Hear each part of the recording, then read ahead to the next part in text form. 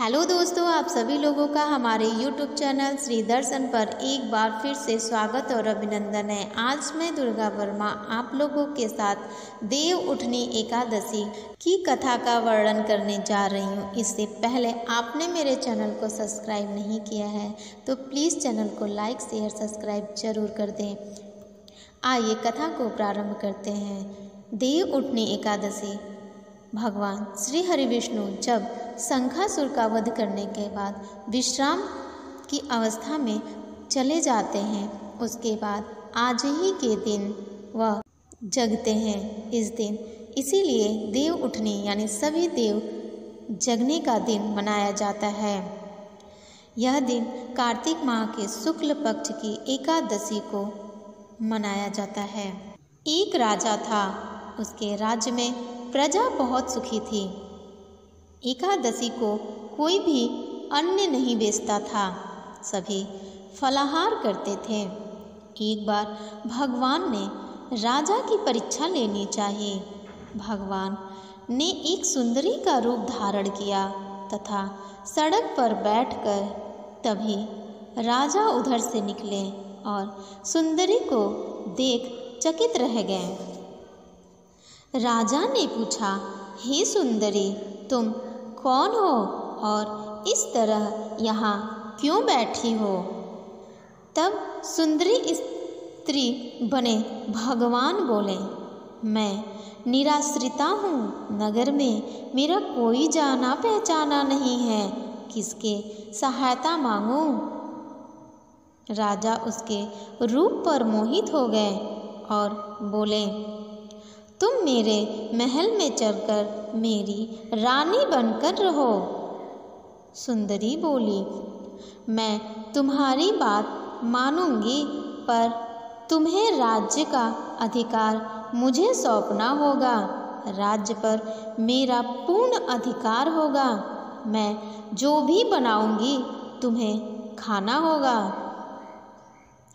राजा उसके रूप पर मोहित था, अतः उसकी सभी शर्तें स्वीकार कर ली। अगले दिन एकादशी थी। रानी ने हुक्म दिया, बाजारों में अन्य दिनों की तरह अन्न बेचा जाए। उसने घर में मांस मछली आदि पकवाए तथा परोसकर राजा को खाने के लिए कहा। यह देखकर राजा बोले, रानी, आज एकादशी है, मैं तो केवल फलाहार ही करूँगा। तब रानी ने उसे शर्त याद दिलाई और बोली, या तो तुम खाना खाओ, नहीं तो मैं बड़े राजकुमार का सिर काट दूंगी।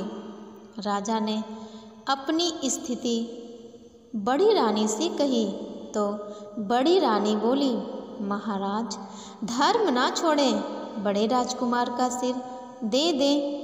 पुत्र तो फिर भी मिल ही जाएगा, पर धर्म नहीं मिलेगा। इस दौरान बड़ा राजकुमार खेल कर आ गया।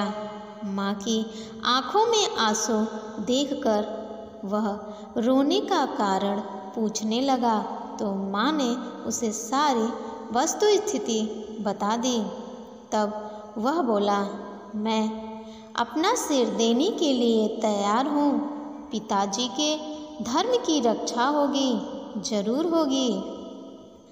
राजा दुखी मन से राजकुमार का सिर देने को तैयार हुआ तो रानी के रूप में भगवान विष्णु ने प्रकट होकर असली बात बतलाई। राजन, तुम इस कठिन परीक्षा में पास हुए। भगवान ने प्रसन्न मन से राजा से वर मांगने को कहा तो राजा बोला, आपका दिया हुआ सब कुछ है, हमारा उद्धार करें। उसी समय पुष्पक विमान आता है और श्री हरि विष्णु के साथ वह राजा भी वैकुंठ को चले जाते हैं।